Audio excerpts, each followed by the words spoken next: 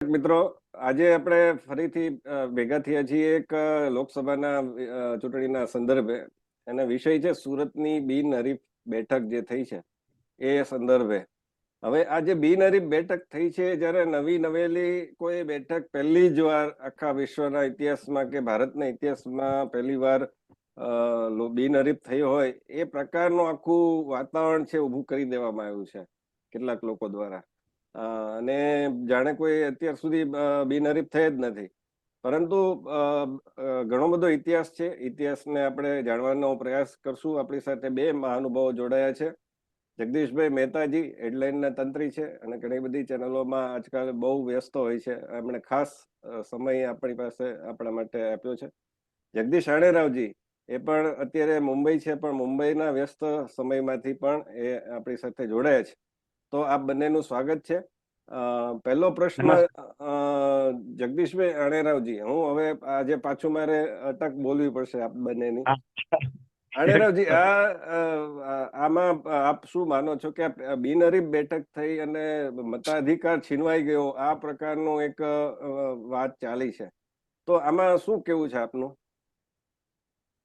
હા, એટલે કોંગ્રેસે વાત શરૂ કરી છે. આપણે ગુજરાતીમાં કહેવતો સાથે હું શરૂ કરીશ મારી વાત.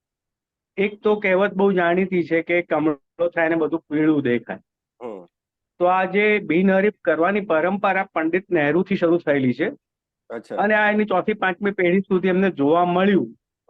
એટલે એમને બધું એ જ દેખાય કે અમે કરી ત્યાં સારું, બાકીના કર્યું છે તો પીળું છે એટલે ખોટું છે, ખરાબ છે.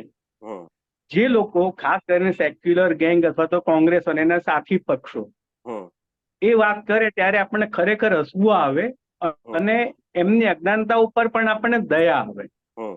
કારણ કે આ કન્વેન્શન શરૂ કર્યું પંડિત નહેરુએ અને એમના જે પ્રિય ગણાય, જે ભ્રષ્ટાચારી હતા, પ્રખર ભ્રષ્ટાચારી એવા ટીટી કૃષ્ણમાચારી, જેમને પછી રાજીનામું આપવું પડ્યું હતું, એ પોતે પણ સામ દામ દંડ ભેદથી પણ આગળ જે જઈ શકે એ નીતિઓ, કુનીતિઓ કહેવાય, એ અપનાવીને બિનહરીફ થયા હતા. એટલે આજે રોદણા રોવે છે ને તો એ બિલકુલ વાહિયાત છે. એમને એવું કોઈ કહેવાનો નૈતિક અધિકાર નથી. નૈતિક અધિકાર નથી એવું કહો છો. હવે આપણે એક કોમેન્ટ, શોર્ટ કોમેન્ટ શરૂ કરીએ એટલે બીજી શોર્ટ કોમેન્ટ લઈએ મહેતાજીની. મહેતાજી, આ જે બિનહરીફ વાત આવે છે કે ભાઈ મતાધિકાર છીનવી લીધો, તો એમાં પહેલી શોર્ટ કોમેન્ટ આપની શું છે? પહેલા તો ભારતીય જનતા પાર્ટીએ પણ થોડી ખેલદિલી ગુમાવી છે. એટલા માટે કે આ બેઠક ઉપર અમસ્તી પણ એની જીત નિશ્ચિત હતી. હવે આજે ભારતીય જનતા પાર્ટીને તક હતી, જો આ જ બેઠક એટલે કે આવી જ સ્થિતિ ત્યાં ભરૂચમાં હોય અને ભારતીય જનતા પાર્ટી ખેલ રાખે, સમજી શકાય કે એક પડકાર રૂપતીને જીતી ગયા. બીજા કોઈ જેમ કે અત્યારે રાજકોટમાં જો કે કઈક પરેશ ધાનાણી જીતી જાય એવી વાત નથી, પરંતુ ટર્ફ ફાઇટ છે, આપ જાણો છો, આખા દેશમાં ચર્ચિત મુદ્દો બની ગયો છે. અમારી ટીમ ત્યાંય કદાચ હોય તો સમજી શકાય.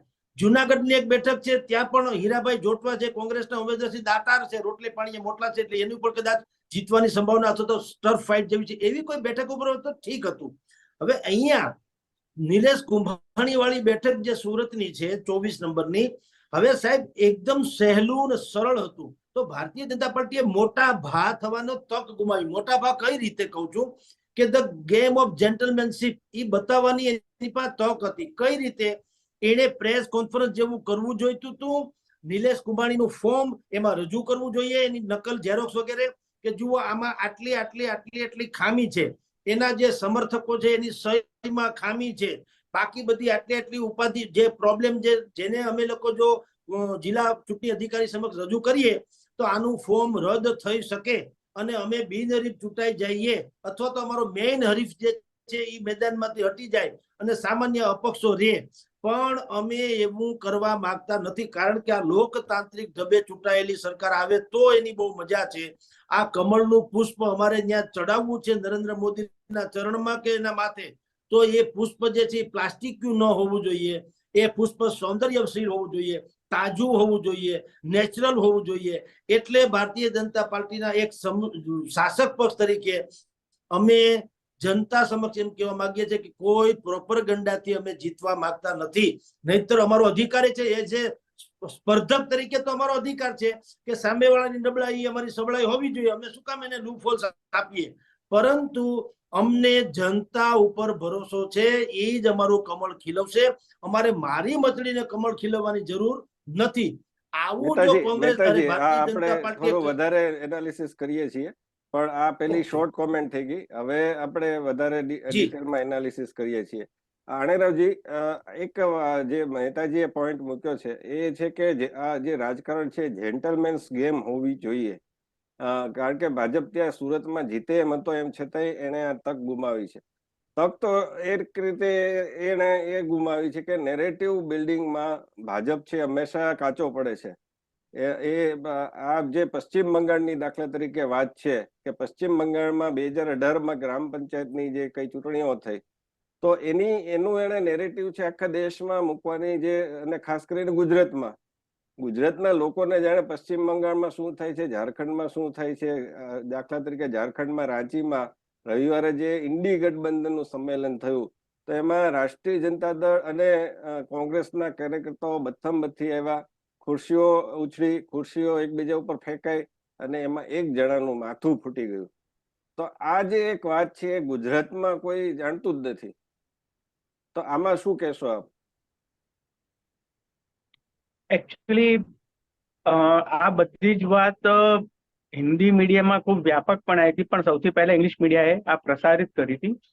જે ઉમેદવાર છે રાંચીને એના ભાઈનું જ માથું ફૂટ્યું છે, એ જ બહુ ગંભીર રીતે ગવાયા છે.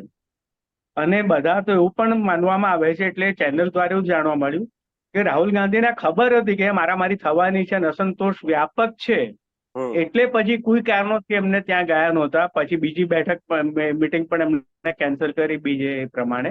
પણ આ બધાને ખબર છે કે અંદર બધું ઠીગડ ઠાગડ છે. બહાર એક ઇન્ડી ગઠબંધનનો પડદો લગાડેલો છે.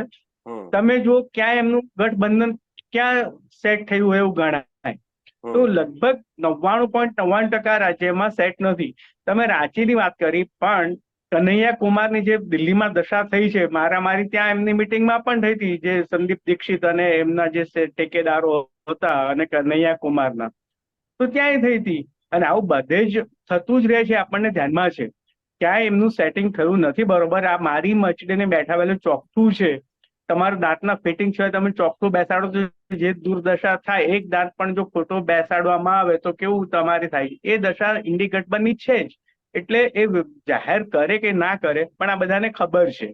એટલે રાંચીની ઘટના તો બહુ દુઃખદ હતી, કારણ કે ટીવીમાં પણ એમનું સારું એવું કવરેજ આવ્યું છે.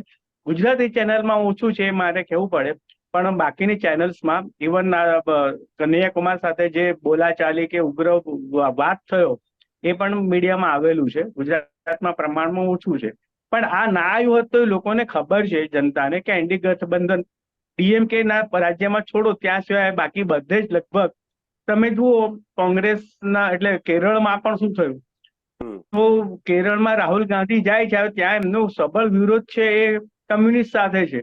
એટલે સીતારામ યેચુરી ને થાય છે, તમે કેરળમાં અમારી સામે જ લડો છો ને આપણે કહીએ છીએ ગઠબંધન છે, અમારી સરકાર ભ્રષ્ટાચારી છે, આ વિજયન છે જેલમાં જવા જોઈએ, એવી વાતો કરો છો.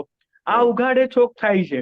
પેલું ક્યાંક બંધ બારને થતું હોય છે, પણ રાંચી અને કેરળની ઘટનાઓ અને બાકીના પ્રદેશોની ઘટનાઓ જગ જાહેર છે કે ગઠબંધન થયું નથી. પણ લોકોને આ બહુ સારી રીતે ખબર છે, કેરળના લોકો હસે છે આનું.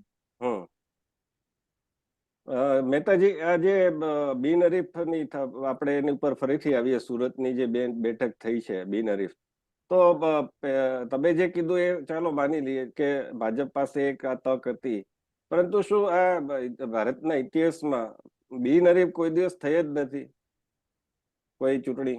ના જયંતભાઈ, ભૂતકાળમાં તે અનેક વખત થઈ છે, ખાસ કરીને કાશ્મીરમાં થઈ છે, પણ એમાં કઈ રીતે થયું છે, સામે કોઈ ઉભા જ ન હોય એ સેન્સમાં થયું છે.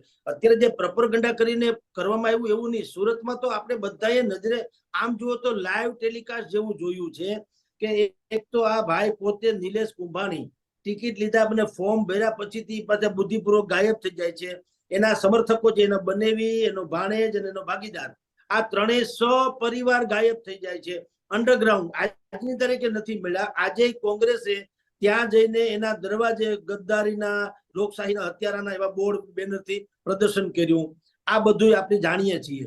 તો સવાલ એ છે કે ભૂતકાળમાં એ થઈ તો થયું. મેં આપને એટલે જ કીધું કે જો એવું હોત કે નિલેશ કુંભાણી બહુ મોટી શખ્સિયત હોત અને એની બહુ મોટી આભા કે ઓરા હોત અને બીજા કોઈએ નિલેશ કુંભાણીએ કીધું હોત કે ભાઈ ભારતીય જનતા પાર્ટીના મુકેશભાઈ દલાલ છે, એ મહાન હસ્તી છે અને એની સામે મારે નૈતિક રીતે લડવું ન જોઈએ, એમ કરીને કદાચ વિડ્રો કર્યું હોત તો ઠીક છે, એને આપણે બિનહરીફ કહી શકાય, કમળ પવિત્ર કમળ ન્યાય ક્યુ ગણાય.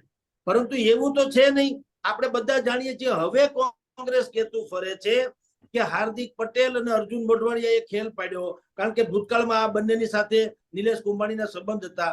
મને તમે સમજાવો સાહેબ, કોંગ્રેસની સૌથી મોટી બેદરકારી કોંગ્રેસની પણ છે. એ વિલન ની ભૂમિકામાં કોંગ્રેસ પણ છે. જેટલું ભારતીય જનતા પાર્ટી ઉપર શંકા છે એના કરતા તે કોંગ્રેસમાં તો તમને શ્રદ્ધા બેસે એવી એની બે વફાઈ છે. નંબર 1, તમે એવા લોકોને ટિકિટ આપી કે જે ટિકિટનો ઉમેદવાર જે છે એની ઉપર તમને ભરોસો જ નથી, અથવા તો તમે એની ઉપર ઠોકી બેસાડ્યો ભરોસો. ભારતીય પ્રોસેસર નીકળે છે એટલે કદાચ અવાજ આવશે સાહેબ. હા, કઈ વાત એક જ સેકન્ડ. હા, તો એક તો એ તમે કે તમે ગમે એને ટિકિટ આપો છો. નંબર 2 કે તમે એ તપાસતા નથી કે તમે જેને ટિકિટ આપી છે. એક મિનિટ ડિસ્ટર્બ થશે સર? હા, હું ત્યાં સુધીમાં આણેરાવજીને આપણે સાંકળી લઈએ. આણેરાવજી, આ જે વાત છે કે ભાજપને આ પ્રકારનું કરવાની શું જરૂર હતી? સુરતમાં તો એ જીતવાના જ હતા. રાજકોટ કે બીજે ક્યાંક કર્યું હોત તો બરાબર છે, પરંતુ સાથોસાથ એ પણ પ્રશ્ન થાય છે કે 1980માં ફારૂક અબ્દુલ્લા, તો ત્યાં આપણને ખબર છે કે આતંકવાદીઓ રીતસર આદેશ આપતા હતા, એટલું જ નહીં પણ હત્યાઓ પણ કરતા હતા. એવી જ રીતે લક્ષદ્વીપ જે મુસલમાન બહુમતી વાળો પ્રદેશ પેલું છે, કેન્દ્ર શાસિત પ્રદેશ છે, એમાં પીએમ સઈદ જે 1967 થી 2004 સુધી સતત જીત્યા, એ બિનહરીફ ચૂંટાતા હતા. તો આવું અનેક વાર થયું છે, એવું નથી. અને રાજકારણમાં જેન્ટલમેન્સ ગેમની અપેક્ષા કોની પાસેથી રાખવી? અટલ બિહારી વાજપેયીએ કરેલી, તો એમાં શું થયું હતું એમની સાથે? હું આ જ વાત કહેવા માંગુ છું કે અત્યાર સુધી કુલ આપણે આ ગઈકાલનો કેસ ગણીએ મુકેશભાઈનો, તો 35 ઉમેદવારો નિર્વિરોધ મુખ્ય ચૂંટણીમાં, એટલે જનરલ ઇલેક્શન્સની વાત કરું છું. એક બાયપોલમાં પણ આજથી લગભગ 14 વર્ષ પહેલા ડિમ્પલ યાદવ છે, એ અનઅપોઝડ હતી. તો એ બાયપોલ હતું એટલે બહુ લોકોનું ધ્યાન નહોતું ગયું. ત્યારે ક્ષમ્ય છે એવું ઘણા લોકો માનતા હતા, પણ એ પણ જેન્ટલમેનની જેમ નહોતું થયું. બીજા 2 ઉમેદવારો પાસેથી બળજબરીથી ખેંચાઈ લીધા હતા, કારણ કે મુલાયમની સરકાર હતી રાજ્યમાં. પણ તમે જે નામ આપ્યા, હા, અખિલેશ યાદવ, હા, એટલે મુલાયમ પણ હતા જ એમણે એ વખતે, એમની બોલબાલ હતી. પછી એમને દીકરાને નેતાજીને એટલે એમને આગળ કર્યા હતા પહેલી વખત. પણ તમે અબ્દુલ્લાનું નામ આપ્યું અને તમે પીએમ સઈદનું આપ્યું લક્ષદ્વીપના, તો આ ઉત્તરના અને જે ટાપુ છે લક્ષદ્વીપ, એ આપણે પૂર્વમાં ગણીએ, પશ્ચિમમાં ગણીએ, પણ છેક પૂર્વમાં નાગાલેન્ડમાં એસી જમીર નામના એક કટ્ટરવાદી કહી શકાય એ પ્રકારના મુખ્યમંત્રી હતા. ત્યાં મુખ્યમંત્રી પણ હતા. એમણે પણ સામ દામ દંડ ભેદથી આગળ જે જઈ શકાય એ રીત રસમો અજમાવીને પોતે પણ નિર્વિરોધ નાગાલેન્ડથી લોકસભાની જનરલ ઇલેક્શન ચૂંટાયા હતા. અત્યાર સુધી કુલ 35 કેસ થયા છે, એમાંથી 34 છે બધા નોન બીજેપી વાળા છે, અથવા તો આજે જે કે ઇન્ડી ગઠબંધનના બધા જ છે. એમાં મેક્સિમમ નહેરુના સમયમાં થયા છે, એ સંખ્યા 13 અનઅપોઝ થયા છે. હવે એના જ વંશજ એવું બૂમો પાડે છે કે એમનો લોકતાંત્રિક અધિકાર ગુમાવ્યો, લઈ લે છે. તો આ બ્લેમ છે ને સૌથી પહેલા નહેરુને જાય છે. એના પછી એમના દાદીએ પણ આ કામ કર્યું. ત્યાં લગભગ 8 જણ એમના કાર્યકાળમાં અનઅપોઝડ આવ્યા હતા. તો એ પણ એમને પરંપરા ચાલુ રાખી છે. એ ઉપરાંત તમે જોઈએ એના સાથી પક્ષો છે, એ લોકોએ પણ આ કામ કર્યું. ફારૂક અબ્દુલ્લા અને કોંગ્રેસ એક જ હતા પહેલા, એનું નામ મુસ્લિમ કોન્ફરન્સ હતું. મુસ્લિમ કોન્ફરન્સ અબ્દુલ્લા 2 વખત એ રીતે આવ્યા છે ચૂંટાઈને. તો એ પણ આજે બંધારણની વાત કરે છે, તો એમણે તો શ્રીનગરમાં 2 વખત, અને આ એક રેકોર્ડ છે કે એક સીટ ઉપર પીએમ સઈદ અને ફારૂક અબ્દુલ્લા એ અનઅપોઝડ આવવામાં રેકોર્ડ ધરાવે છે. તો આજે આના ગઠબંધનના ભાગીદાર છે, તો રાહુલ ગાંધી તો એમને લેવા જોઈએ. દંડ ભેદ, દાદાગીરી, ગુંડાગીરી, જે પણ શબ્દો વાપરો એ રીતે એ લોકો ચૂંટાતા હતા. અને આજે ભાજપમાં સુરતમાં થયું, એમાં મુખ્ય રોલ તો કોંગ્રેસનો જ છે. એમના નેતાઓએ જ કીધું છે કે આ અમારી ભૂલ છે અથવા ક્યાંક અમારા લેવલે ભૂલ થઈ છે. એના નૈષદ દેસાઈ તો ખુલ્લેઆમ કીધું કે આવું એમના જે ટેકેદારો છે બધી રીતે પાર્ટીના વર્કર્સ હોવા જોઈએ, આ તો બધા એમના જ માણસો મૂક્યા છે, તો આવું આ બધું કોણ ભાજપ વાળા ધ્યાન રાખે છે? નથી રાખતે, પાર્ટીએ રાખવાનું હોય છે. 24 કલાક આપ્યા હતા કે ટેકેદારોને હાજર આપ્યા કરવા હતા. માટે. એમાં બીજી મજા એ છે કે એમણે પહેલા કંઈક 2 કલાક આપ્યા છે એટલે આ લોકો ફરી રજૂઆત કરી અને કોર્ટ કર્યું, તો એમ સારું 24 કલાક આપો, તો 24 કલાકમાં કોઈ હાજર થઈ શક્યા નહીં, એના કારણે રદ થયું હતું. અને બીજું, આ પોલ સ્ટ્રેટેજીમાં કરી શકે એમાં કશું અબંધારણીય તો છે જ નહીં. મારો પોઈન્ટ, હું જગદીશભાઈ સાથે સંપૂર્ણપણે સંમત થઉં છું કે આવું જે માનો કે બનાસકાંઠા છે કે રાજકોટ છે કે અન્ય જે જ્યાં થોડી ફાઇટ ગણી શકાય, કારણ કે સુરત તો આમ 5 લાખથી વધુ લીડથી આવવાની હતી એટલે શ્યોર હતી, એટલે એમને બીજે ક્યાંક કર્યું હોત તો જરા લોકોને પણ ચામ રહેત. આમાં એક મને એવું લાગે છે કે બીજેપી એની 5 લાખ પ્લસની લીડ વાળી સીટ છે ને ખોઈ છે. એટલે જે એ કહી શકે કે 5 લાખથી અમે તમને જીતવા નહીં દઈએ, એક વસ્તુ અહીંયા સુરતમાં ખોટી પડી છે. મહેતાજી, એ હવે તમારું કદાચ જો સરઘસ ચાલ્યું ગયું હોય તો તમને પ્રશ્ન કરું. સુપ્રીમ કોર્ટે 2018માં પશ્ચિમ બંગાળના ચૂંટણી પંચને ખૂબ મોટા પ્રમાણમાં એટલે 34.2% જે બેઠકો છે એ બિનહરીફ થઈ હતી, એના માટે બહુ જ ખખડાયું હતું કે એનાથી બંધારણનું 9મા પ્રકરણનું એમ કે ગ્રાસરૂટ લેવલ પર ડેમોક્રેસી નથી, લોકશાહી નથી કામ કરી રહી, એના માટે જબરજસ્ત ખખડાયા હતા. કારણ કે ત્યાં એવું હતું, મહેતાજી આપને યાદ જ હશે કે લોકોને એટલે જે કે અભ્યર્થી ઉમેદવાર હોય એને ફોર્મ ભરવા પણ જવા નહોતા દેવામાં આવતા, એટલી ગુંડાગીરી તૃણમૂલ કોંગ્રેસના લોકોની હતી. હત્યાઓ થઈ જતી હતી અને જે નેતાઓ હોય, કાર્યકર્તાઓ હોય, એને ફાંસી છે ઝાડ ઉપર લટકતી હાલતમાં એને મળે એવી સ્થિતિ હતી. એવા સંજોગોમાં એ વખતે ઉચ્ચ ન્યાયાલયે એવો આદેશ આપવો પડ્યો હતો કે ભાઈ આના ફોર્મ છે વોટ્સઅપમાં તમે સ્વીકારો, કારણ કે રૂબરૂ નથી આવી શકતા ત્યાં. આ જે લોકતંત્રની એકદમ ખરાબ સ્થિતિ છે, અને એ પહેલા ડાબીઓના શાસનમાં 2003માં અને 2011માં અનુક્રમે 14 અને 11% છે બિનહરીફ થઈ હતી. તો આ જે એક છે એના તરફ પણ આપણું ધ્યાન નથી જતું ગુજરાતની અંદર. એના વિશે શું કહેશો? જુઓ જોયનભાઈ, ખરેખર જે સુપ્રીમ કોર્ટે ચૂંટણી પંચને જ્યારે 2018માં ખખડાવ્યું, તમે જે કહો છો એ વાત મને ખબર છે, આપણે છાપામાં છાપ્યું હતું, બધું ખ્યાલ છે થોડીક. ચૂંટણી પંચે એમાંથી ક્યાંય ધડો લીધો નથી. ચૂંટણી પંચ જે છે એ મોરો કાઢી લીધો હોય ને સાપ જે હોય ખાલી ફૂફાડા મારે, કરડે નહીં, ઝેરે ચડે નહીં, એવું છે. એનો ખાલી ફૂફાડો છે. આપની જાણકારી, TN શેષાનના ગયા પછી ચૂંટણી પંચનું વૈધવ્ય હજી સુધી ક્યાંય સુહાગનમાં પલટાણું નથી. એ ક્યારેય નોર વાળું બન્યું જ નથી. એની પાસે દાંત નથી, એમનેમ છે, દાઢથી કામ ચલાવે છે. ફૂફાડો ચકલી નાની, ખડકો મોટો. કઈ રીતે હું આપને કહું છું, સુરતમાં આપણે જાણીએ છીએ નિલેશ કુંભાણીના પ્રકરણમાં શું બન્યું. કલેક્ટર જ હોય છે ચૂંટણી, જિલ્લા ચૂંટણી અધિકારી, તો એને ખબર. જેમ નાના છોકરાને તમે ને હું અત્યારે ડિબેટ કરીએ છીએ, દુનિયાભરના મીડિયામાં પણ આ જ વાત આવી છે કે ભારતીય જનતા પાર્ટીએ બુદ્ધિપૂર્વક આને હેન્ડલ કર્યા છે, આને ઇધર ઉધર લઈ ગયા છે, ગુમરાહ કરી દીધા છે, એ મળતા નથી, અંડરગ્રાઉન્ડ થઈ ગયા. તો કલેક્ટરને ખ્યાલ ના આવે કે આ ફેર એન્ડ જેને નિષ્પક્ષ ચૂંટણીની પ્રક્રિયા કે એ તો કમસે કમ છે જ નહીં. ભલે ભારતીય જનતા પાર્ટી ટેકનિકલી ભલે સાચી હોય, પણ વેર ઇઝ ધ સપોર્ટર્સ? એમ તો એ કહી શકે કે ભાઈ એને બોલાવો, અને એ સપોર્ટર્સ ન હોય તો એને શોધી કાઢો. પોલીસને કહી શકવું જોઈએ ભાઈ ગમે એમ કરીને શોધી કાઢો. આ હિન્દુસ્તાન આવી રીતે કઈ રીતે ચલાવી શકાય એમ? આ તો અર્થ એમ થયો કે કોઈ સારો માણસ કાલે ચૂંટણીમાં ભાગ લેતો જ અટકી જશે. તમે સામદામ ભેદથી જો એને સમજાવી શકો તો. પરંતુ આવું કર્યું નથી. બલકે વિપક્ષો ખાલી છાજિયા લેતા રહ્યા અને પત્રકાર સામે કોઈને રજૂ ન કર્યા. ઇવન નિલેશ કુંભાણીને પણ રજૂ ન કરાયા, જે આજની તારીખે અંડરગ્રાઉન્ડ છે. અને એક પક્ષી રીતે ચૂંટણીમાં ટેકનિકલી સાચા કલેક્ટર કે જિલ્લા ચૂંટણી અધિકારી, પણ નૈતિક રીતે ખોટા. તો એ રીતે નિર્ણય આવ્યો. હું આપને એનાથી અનેક અલગ આગળ હું તમને વાત કરું. રાજકોટમાં અમારે કાલાવાડ રોડ ઉપર સ્વામિનારાયણ મંદિર છે, બહુ પ્રખ્યાત છે, અક્ષર પુરુષોત્તમ સ્વામિનારાયણ મંદિર. હવે એ મંદિરની અંદર એક પ્રમુખ સ્વામી ઓડિટોરિયમ છે, મોટો હોલ છે. એ હોલમાં ભારતીય જનતા પાર્ટીએ બહુ મોટું સંમેલન રાખેલું.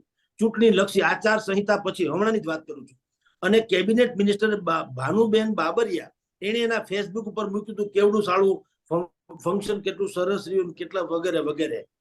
અને રોડ ઉપર અમિત શાહ થી માંડીને નરેન્દ્ર મોદી સુધીના પૂર્ણ કદના પોસ્ટર્સ ને આ ને તેને બેનર બધું લગાવવામાં આવ્યું હતું.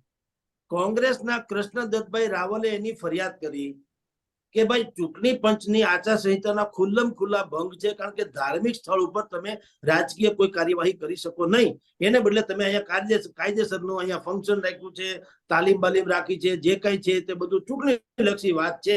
અને બિલકુલ સ્વામિનારાયણ મંદિરની અંદર છે, હોલ બહાર હોત તો જુદી વાત છે, મંદિર સંકુલમાં જ છે. આજ સુધી એનો વાળ વાંકો થયો નથી. એ બધી ખોખો રમત રમાય છે. એમ કે જિલ્લા રજિસ્ટ્રારને કીધું છે, ચૂંટણીના નિરીક્ષકને કીધું છે, અમે રિપોર્ટ મંગાવ્યો છે, FSI માં મોકલ્યો છે, ગાંધીનગર રિપોર્ટ ગયો છે, આવું તેવું ખોખોની રમત. આ લોકો પછી કોંગ્રેસ વાળા ત્યાં ગાંધીનગર સુધી છેડા અડાડીને ગયા અને એને ત્યાં બધું જ ઓન સ્ક્રીન કીધું કે જુઓ ભાઈ, આટલું આમાં તો આંધળા માણસને ખબર પડે કે શું છે. તો હવે આમાં તપાસનો કયા વિષય છે? જેમ કે મેં અત્યારે આ બ્લુ કલરનો શર્ટ પહેર્યો, ચશ્મા પહેર્યા છે. હવે તમને આ કોઈ ફરિયાદ કરે કે સાહેબ જગદીશભાઈ બ્લુ કલરનો શર્ટ અને ચશ્મા પહેર્યા છે, તમે જો એમ કહો કે ઓકે વાત તમારી સાચી છે, પરંતુ હું આનો તપાસ નીમું છું, એ કમિટીની રચના કરું છું, 2-4 દિવસમાં એને કહેજો મને રિપોર્ટ આપે, તો આ તો હવે તમારે આનું શું કરી લેવું? આમાં રિપોર્ટ કે તપાસની ક્યાં વાત છે? આ તમારી નજર સામે તો છે. એટલે તો પણ ચૂંટણી પંચે કાંઈ કર્યું નહીં. આ એક તરફ વાત થઈ. વાત નંબર 2 કે પરેશ ધાનાણી કોંગ્રેસના ઉમેદવાર વાંકાનેરમાં ગયા, એક મજાર ઉપર એને ચાદર ચડાવી કોંગ્રેસનો ખેસ પહેરી રાખ્યો તો એની ફરિયાદ ભારતીય જનતા પાર્ટીએ કરી કે જુઓ આ ધાર્મિક સ્થળમાં શું કરે છે. એનો પણ આજ સુધી કોઈ સારો જવાબ મળ્યો નથી. એટલે હું આપને કહું છું કે સુપ્રીમ કોર્ટે જે 2018માં આપ્યો છે પશ્ચિમ બંગાળમાં આ ચૂંટણી પંચને ખખડાવી હતી, તો ખખડાવ્યા પછી પણ આજની તારીખે ચૂંટણી પંચમાં બીજું કાંઈ છે નહીં. જે બાજુ સરકાર હોય અને જે બાજુ એને નિર્ણય કરવો એવું જ કરે છે.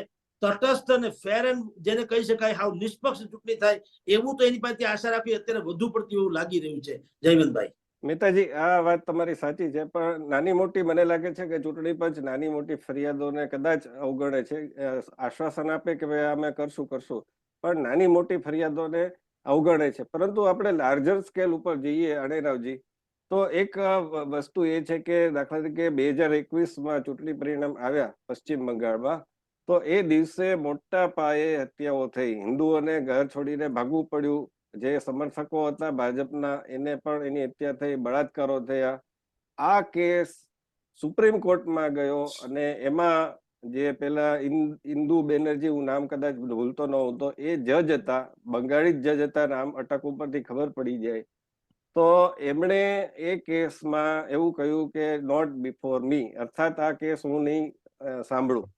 હવે એ કેસમાં પછી અત્યાર સુધી શું થયું, તો એ હજુ પણ એની ઠંડી ગતિએ ચાલે છે.